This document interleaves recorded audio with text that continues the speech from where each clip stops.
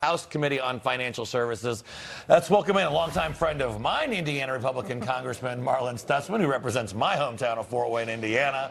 So we had the vice president. He broke the tie. Now it comes back over to the House.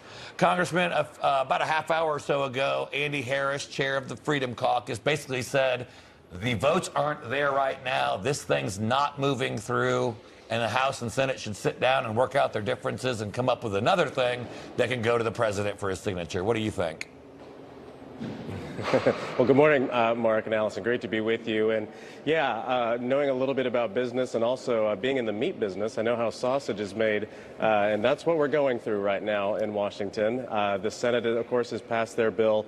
And, you know, we're all getting back. The House members are getting back to Washington as of last night and this morning. So we're having a lot of meetings, and we're, getting bits and pieces here and there. And so we've been reading the bill this morning and really trying to understand the changes that the Senate made. Look, the House version that left the House, I voted for enthusiastically. In fact, it was one of the best bills I think I've ever voted on in Congress, because it lets up the American people keep the money, their money, in their pockets rather than sending it to Washington, and it grows the economy. And that's what I'm going to be really looking for in this Senate version is we've got to grow the economy.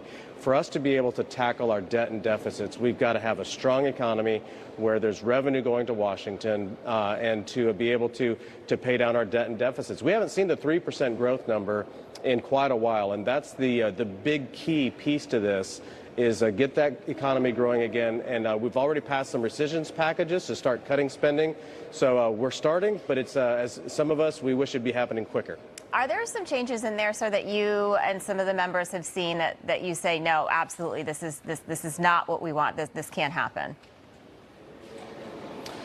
That's what we're going to talk about this morning because, I'm a budget hawk and they raised the debt ceiling some more, and I don't like that. I'm also understanding that, when you have a business that is defunct or is going bankrupt, you either have to raise capital, you have to borrow money, you have to do something to be able to keep the lights on. And sadly, this is not just members of Congress saying this. This is like big voices in the financial sector, Jamie Dimon, Ray Dalio, and that's where Elon Musk is such a big voice on this, is that we are really at that point where, we're going to have a debt crisis. And so that's what I'm going to wrestle through today and find out and talk to the White House. They've already assured me that they're going to have more spending cuts coming in the next bills. But when you have this bill right in front of you, you want to get everything that you can.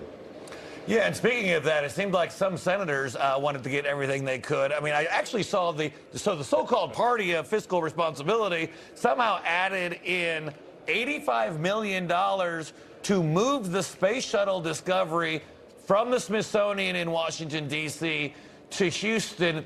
The museum actually says it could cost up to $400 million. I mean, there seems like a lot of little sweeteners in there, special deals for Alaska to get Lisa Murkowski's vote. I mean, is that kind of stuff in 30 seconds, sir? Is that going to stick with the House, or are you guys going to get that out of there? Well, we'd love to get it out. And again, this is one of those moments where we have to look at the budget and say, do we really need to move a space shuttle from Washington to Texas today? No, we don't. I mean, that could wait. And that's what, small businesses all across the country do on a daily basis.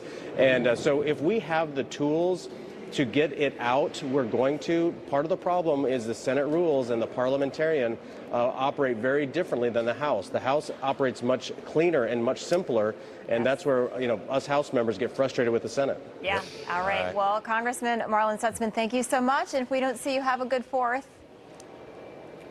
Thank you. You as well. All right. We'll be right back.